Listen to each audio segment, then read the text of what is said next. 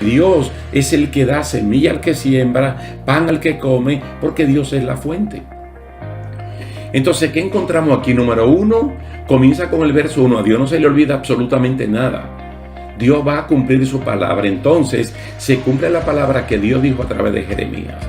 Levanta a Ciro, y Ciro está plenamente consciente de que Dios es que lo ha puesto en el lugar donde está. Y él se considera un instrumento de Dios para que se cumpla la palabra del Señor.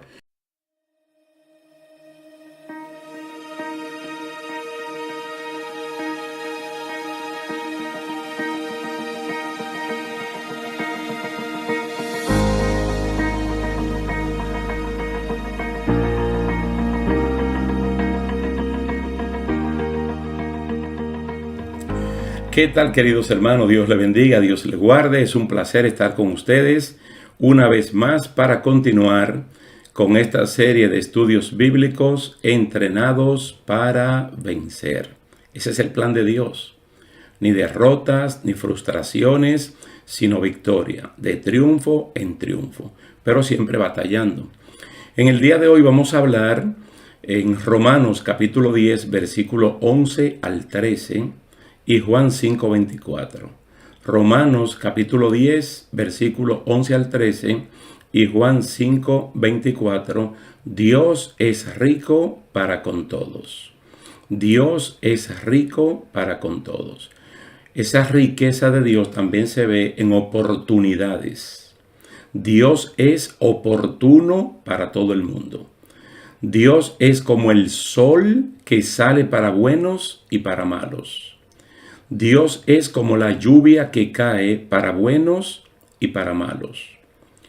Y entonces en este caminar nadie al final podrá tener una excusa valedera diciendo que no tuvo oportunidad de parte de Dios, porque sí la tuvo. Vamos a leer entonces Romanos capítulo 10, versículos 11, 12 y 13, y luego Juan 5:24. Pues la Escritura dice: todo aquel que en él creyere no será avergonzado. Porque no hay diferencia entre judío y griego, pues el mismo que es Señor de todos es rico para con todos los que le invocan. Porque todo aquel que invocare el nombre del Señor será salvo.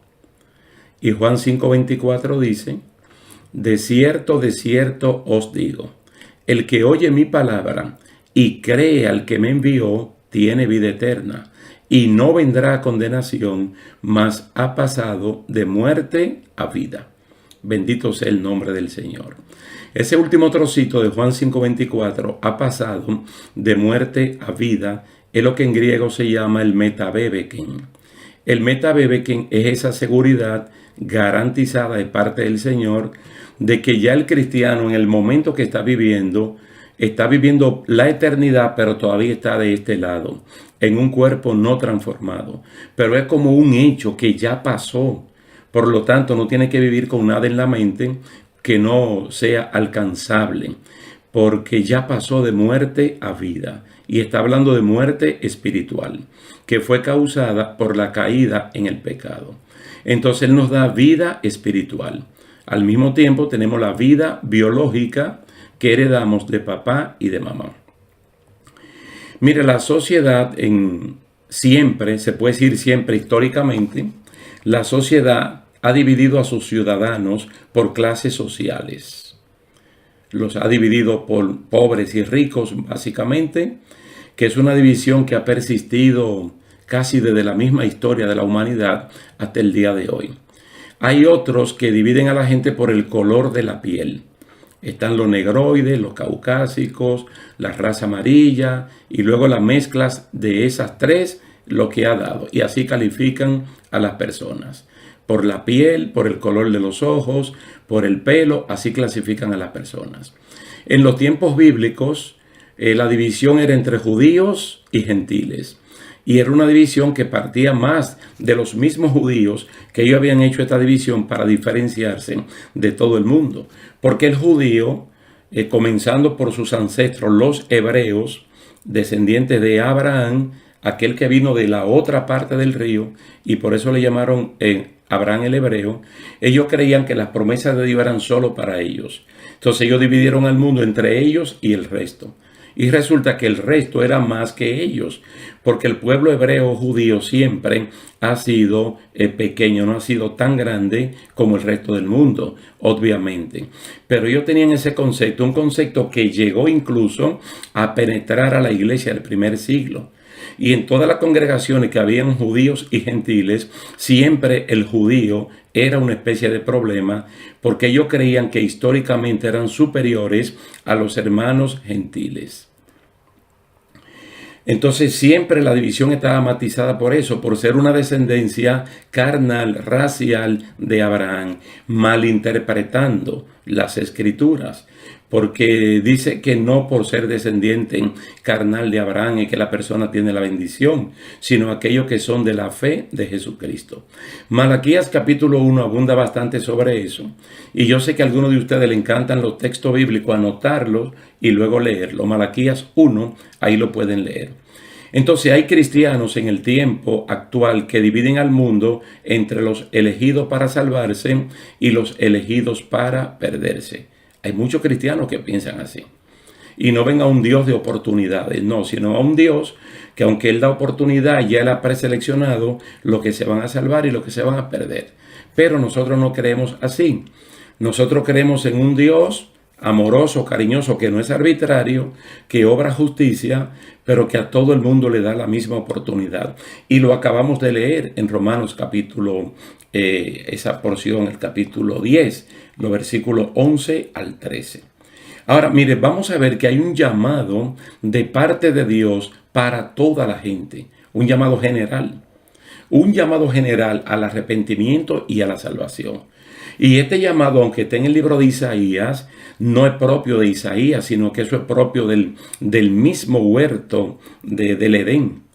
Porque cuando la raza humana completa cayó en pecado, mundialmente la población eran 2 personas.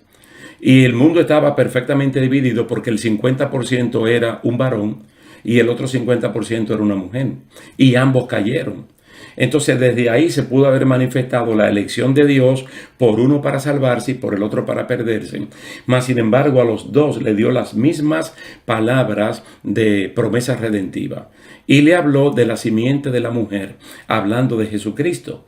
Luego es un mensaje que el Señor lo ratifica con Sara y Abraham, y luego vemos el cumplimiento en María, la esposa de José, tal y como lo dice Gálatas capítulo 4, versículo 4 en adelante. Cuando llegó el cumplimiento del tiempo, Dios hizo lo que tenía que hacer.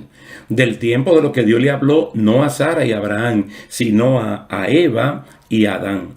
En un momento que todavía se llamaban Adán varón y Adán hembra. Adán hombre a Adán mujer.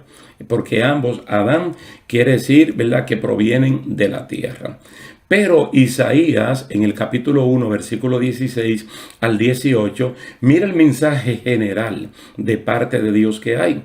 Dice, venid luego, dice Jehová, y estemos a cuenta. Si vuestros pecados fueren como la grana, como la nieve serán emblanquecidos. Si fueren rojos como el carmesí, vendrán a ser como blanca lana. Mira qué extraordinario es, porque hay como niveles de pecados. Y lo sabemos porque en el Nuevo Testamento, por lo menos que yo sepa, aparecen 3 o 4 catálogos de pecados. Así de memoria me recuerdo que en Marcos 7 hay uno, en 1 Corintios 6 hay otro, en Gálatas capítulo 5, las obras de la carne y del espíritu, ahí hay otro, y creo que en Apocalipsis hay otro. Pero el mismo de Gálatas, como no lo puede poner todo en una página o en el mismo libro, porque hay inventores del mal y hay pecados que se van innovando, dice todo lo que sea semejante a esto, porque hubo y habrá mucho más todavía. Pero hay pecados que son, imagínense, rojos como la grana o el carmesí, que estamos hablando de pecados que cuando la persona con la conciencia que tiene sabe que lo cometieron, cree que no hay oportunidad, que nadie lo puede perdonar. Y hay pecados que son más ligeros. Entonces, bueno, todo es pecado, de verdad que sí, pero también la Biblia habla de castigo. El que merece más castigo, más le van a dar, y el que merece menos será castigado, pero con menos porción. Aquí el Señor está haciendo un llamado general.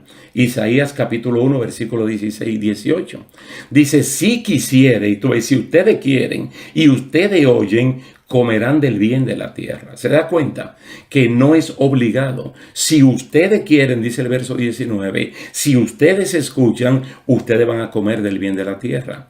Ahora, si ustedes no quieren, y si ustedes son rebeldes, ustedes serán consumidos a espada, porque la boca de Dios lo ha dicho. Ustedes lo pueden leer, hermano, en cualquier versión.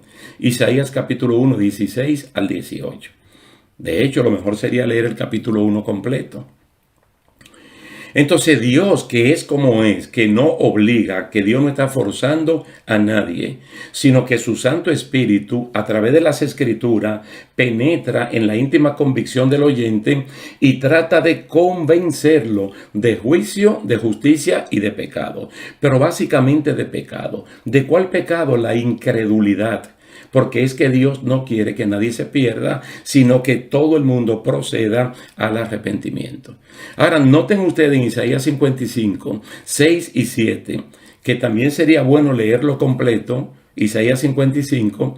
Mire, en estos dos versículos, cómo lo plantea el profeta evangélico del Antiguo Testamento. Buscad a Dios mientras pueda ser hallado. Llamadle en tanto que está cercano.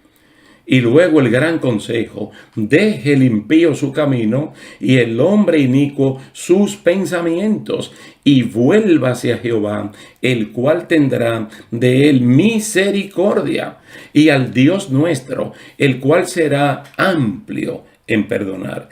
Yo abro mis brazos como una referencia simbólica de la amplitud de Dios para perdonar al impío, al inicuo, al pecador.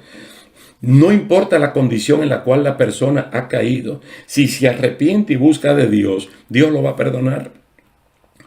Pero Dios no tiene un límite que dice ya los primeros 6,000 millones. No. Hermano, es que todo el que quiera puede, porque Él es amplio, en Él hay capacidad. Mire, de ahí para allá el Señor le dice al pueblo, mira, los pensamientos míos son distintos a los de ustedes. Porque según los pensamientos y los parámetros de la sociedad, hay personas que lo que merecen es el paredón. Que lo maten en una silla eléctrica, que le den una droga, que lo maten o que lo maten a tiro. Porque eso es lo que merecen, pero Dios no lo ve así. Porque que el destino final de esa persona es el lago de fuego. Y Dios no quisiera que nadie tenga que ir ni al infierno primeramente y mucho menos posteriormente al lago de fuego. Ahora, yo quiero que ustedes precisen bien que comenzando ese versículo del capítulo 10, verso 11, Pablo no cita a un escritor en particular, sino que él cita la Escritura. Él cita la Escritura. Él dice, pues la Escritura dice. Y ustedes saben que él está citando a Joel capítulo 2, verso 28 en adelante. Todo aquel que en él creyere no será avergonzado. No será avergonzado de haber creído. No va a creer en vano, sino que va a obtener la promesa que Dios le está prometiendo. ¿Por qué? Porque no hay diferencia entre judío y griego. Pues el mismo que es Señor de todos es rico para con todo lo que le invocan.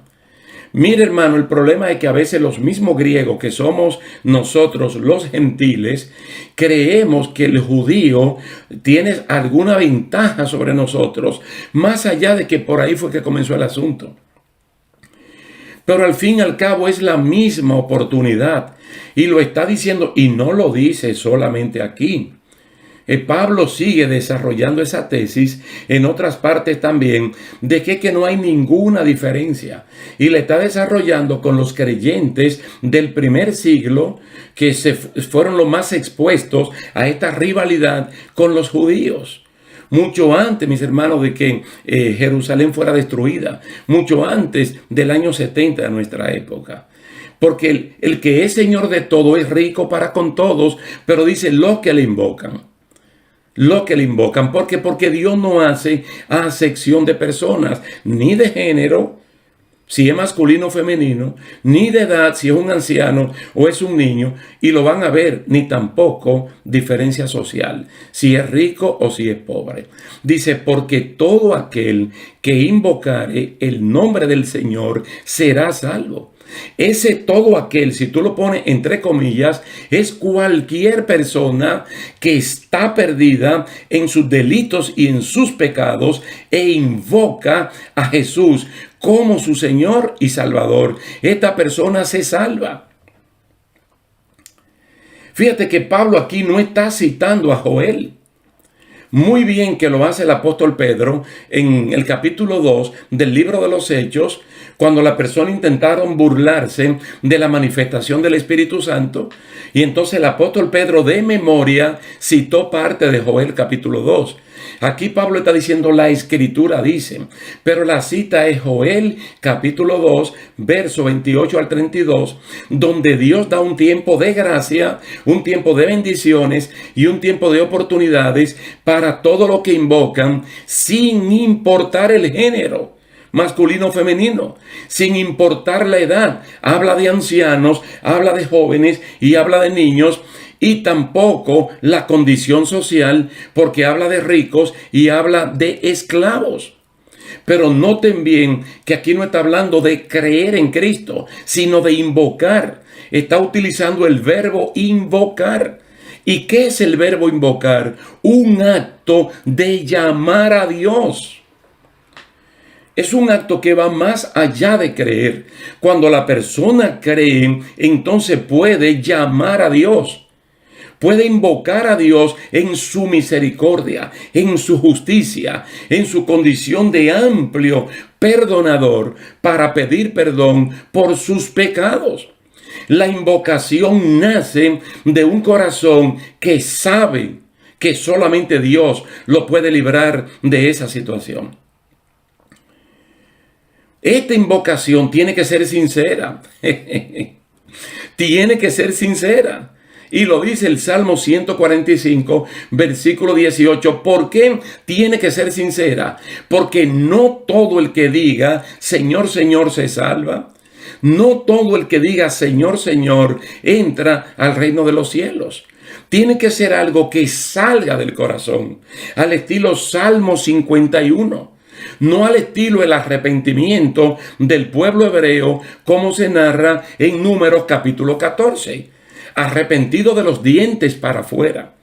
Y como prueba de que realmente no estaban arrepentidos, el líder, el hombre que Dios había escogido, Moisés, le dijo, no vayan. Y ellos supuestamente arrepentidos, ellos fueron y fueron derrotados. Entonces la invocación tiene que ser sincera, como esa del capítulo 9 de Marcos, de aquel hombre que le dijo a Cristo, ayuda mi incredulidad. Yo creo, pero ayuda mi incredulidad. Entonces, en este contexto de Joel capítulo 2 y del capítulo 10 de la carta a los romanos, que tiene lo que le llaman el orden salutis, el ordo salutis, el orden de la salvación, está hablando de una salvación que todo el mundo la puede adquirir porque Dios es rico para con todos. Todos tenemos la oportunidad de llegar a la meta, todos. Absolutamente todos tenemos la misma oportunidad. Si en algún momento tú encuentras que esto es un poco difícil, porque en el momento actual ya vamos camino a 8,000 millones de habitantes en todo el planeta, y hay personas, demógrafos, antropólogos, que hablan de que por el planeta Tierra han pasado más de 120,000 millones de habitantes, según algunos cálculos que ellos han hecho. Todo el mundo tiene la oportunidad, porque esto tenemos que verlo desde el principio. Y Romanos capítulo 3, entre otros textos bíblicos, hablan de la caída generalizada de la humanidad, no de una porción. Dice, todos cayeron, todos hemos pecado, todos nos apartamos. Y el todo, ¿quiénes eran? 2 personas. La población mundial era fácil de contar. El censo mundial fue el más fácil en ese momento, 2 personas. Y cosa de la vida. se hizo más fácil todavía porque el 50% era femenino y el 50% era masculino. Si Dios tenía que despreciar a alguien por el género, Él lo iba a hacer en ese momento. No lo podía despreciar por la edad, porque Adán y Eva tenían la misma edad. Ambos fueron creados el sexto día, uno primero y el otro después, pero el sexto día. Después del sexto día Dios no hizo más nada, Dios descansó. Entonces, si por alguna razón tenía que eliminarlo, era por el género, sexo masculino y femenino, y Él no lo hizo. Y tampoco podemos decir, no, que podía desechar a Eva, porque ella fue el contacto entre Adán varón y la serpiente. Ambos comieron. Y cuando Dios le preguntó a Adán varón, ¿qué fue lo que tú hiciste? Él no era que se estaba excusando, como alguna persona pretenden decir, y que le estaba pasando su culpa a otro. No, él dijo cómo ocurrieron las cosas, porque Dios le preguntó. Él dijo, la mujer que tú me diste. Y luego le preguntó a la mujer, y la mujer habló con Satanás, de la serpiente. Pero no era que uno estaba acusando al otro, fue que Dios preguntó. Entonces ellos dijeron cómo habían ocurrido las cosas. Entonces, cuando Dios trae la palabra de promesas, de redención, no fue para el hombre solamente, no fue para la mujer solamente, fue para ambos. Fue para ambos. Incluso ya Dios estaba hablando de simiente. Quiere decir que Adán y Eva, o los dos Adán, el varón y la hembra, se iban a quedar, Adán varón se quedó con el nombre Adán varón, y ella, entonces su esposo, le puso Eva, madre de todos los vivientes. Entonces Eva madre comenzó a tener hijos. Y aquí estamos usted y yo. Nosotros, mire, si le damos para atrás, 6,000 y tantos años, venimos del vientre de Eva.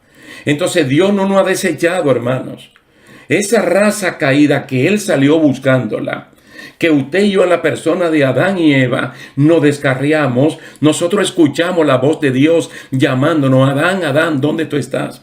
Y Adán, Adán y Adán, Maná, Adán, Adán, a usted y a mí, tú y yo proveniente de la tierra, ¿dónde tú estás? ¿Y qué le hemos dicho a Dios? Escuchamos tu voz, tuve miedo y estoy escondido. Me estoy vistiendo con hoja de higo, de higuera. Estoy cubriendo con religión, con moral falsa, mis pecados, mis faltas. Entonces el Señor cambia la vestidura y Dios da promesas. Dios da promesas. Pero la promesa que Dios nos da, y son las que a nosotros nos interesan, son promesas de redención, que están por encima de prosperidad, de salud, la redención. Porque sanos o enfermos, hombres o mujeres, grandes o pequeños, negros, caucásicos o amarillos, tarde o temprano vamos a morir. Lo importante es, hermano, el metabebeken. Juan 5:24, que ya hemos pasado de muerte a vida y es una experiencia vivencial, testimonial. No es que me la contaron, es que personalmente cada uno de nosotros lo hemos vivido. Entonces se expresa en 1 Corintios capítulo 9, versículo 24 al 27, como un mar de oportunidades donde todo el mundo puede llegar a la meta. Mire que aquí se utilizan palabras del deporte, del olimpismo, porque Corinto conocía muy bien los Juegos Olímpicos. Tanto en Atenas como en Corinto eran siempre las sedes de esos juegos, de campo y pista, de boxeo, de lucha olímpica y otros que eran muy de persona, no eran tanto de equipo, sino personalmente. Mire cómo Pablo introduce con una pregunta. ¿No sabéis que los que corren en el estadio, todo a la verdad corren, pero uno solo se lleva el premio? Corred de tal manera que lo obtengáis.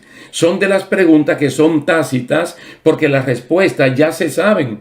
Todo el mundo sabe que en una carrera de campo y pista, uno solo es el que va a ganar. Uno solo es el que va a ganar. Él pone la imagen de esa carrera de campo y pista o de maratón como el ejemplo de que tú puedes ser ese uno que se lleve la victoria. Entonces ese uno puede ser el mundo entero. De tal manera que todo el mundo tiene la oportunidad. Y lo va a clarificar mejor en el versículo 25. todo el que lucha, la lucha olímpica, de todo se abstiene, entra en un proceso de disciplina. Ellos, los que luchan físicamente a la verdad para recibir una corona corruptible, porque se deteriora aún siendo de metal. Pero nosotros, usted y yo, una corona incorruptible. Apocalipsis capítulo 2 y capítulo 3. El mensaje a Esmirna, el mensaje a Filadelfia. Una corona de vida. He aquí vengo pronto, retén lo que tienes para que ninguno tome tu corona. Una corona incorruptible. El versículo 26 es más claro todavía, porque va a hablar del tremendo cuidado que uno tiene que poner. Entonces dice, así que yo de esta manera corro, carrera de campo y pista. Hebreos capítulo 12, verso 1. No como a la aventura, no a lo loco, no al azar. De esta manera peleo en la lucha olímpica o en el boxeo olímpico, no como quien golpea el aire, al azar, a lo loco, tirando tumbo para allá y para acá, no. Dice, sino que golpeo mi cuerpo. Tampoco es un masoquista, que él consigue disfrute, placer, dándose golpe. Él está diciendo como figura de que lo pone en servidumbre, lo pone en disciplina, de todo se abstiene. Entra en un proceso de las cosas que son de la carne, las que tienen que ver con el carácter y la personalidad, y aquellas que tienen que ver con los pecados activos, dice, de matarlos. No sea que, habiendo sido heraldo para otro, un técnico para otro, yo que le avisé a otro, entonces yo mismo venga a ser eliminado. Porque hay competencias previas y luego van a quedar dos. Y hay muchas personas que van siendo eliminados. En el camino se van quedando. Y se van quedando porque no califican.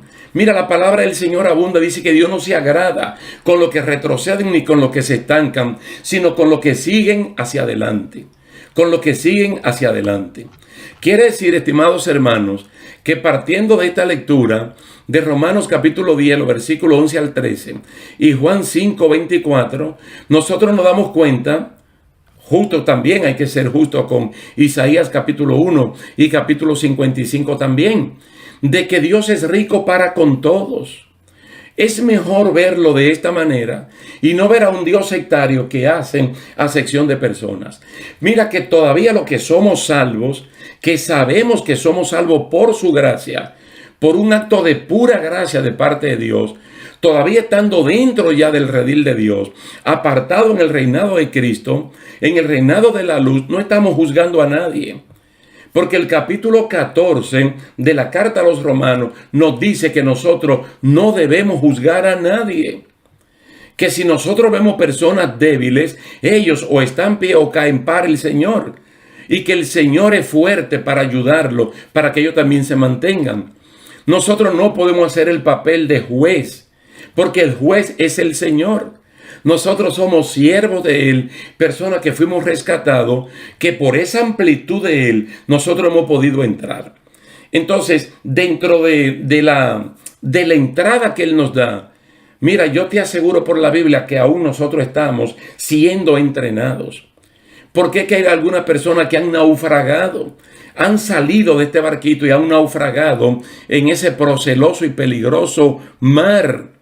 Y después de haber estado adentro, entonces ahora están afuera. Personas que en algún momento, como los Gálatas, y como lo dice el libro de Hebreos también, gustaron el don celestial. Estuvieron dentro, incluso fueron partícipes de los bienes venideros y ahora se han quedado atrás. Dios, miren, este caminar, como se ve en toda la historia del pueblo que sale de Egipto y que finalmente 40 años después entran a la tierra prometida, Es como caminando y siendo entrenado, entrenados y siendo caminado, avanzando, avanzando en un proceso donde Dios quiere que todos nosotros salgamos victoriosos. Pero una cosa le digo, hermanos, no solamente por Juan 5:24, sino por Romanos capítulo 8, verso 1 también. No hay ninguna condenación. Nosotros hemos sido limpiados de nuestro pasado. Ahora tenemos una conciencia tan limpia que la podemos dedicar al servicio de Dios sin tener que retraernos, porque en el pasado fuimos los peores pecadores. Nuestros pecados eran como la grana o como el carmesí. Y a veces tenemos conciencia de eso, pero debemos tener conciencia también de que la sangre de Jesucristo nos limpió de todo pecado, porque Dios es rico para con todos y nos dio la oportunidad de vivir una vida como a Él le agrada. Vamos hacia adelante. Sigamos aceptando el entrenamiento del Espíritu Santo, pero avancemos. Es Él que nos motiva. Es Él que nos dice que levantemos las manos caídas y que las rodillas paralizadas las activemos. Es Él que nos dice que caminemos con paciencia la carrera que tenemos por delante. Porque Él nos va capacitando y nos va subiendo de nivel, hasta el momento que lleguemos a la estatura de un varón perfecto. Cuando Cristo venga y transforme nuestras vidas mortales en inmortales y nos arrebate hasta su presencia. Oh, gloria a Dios.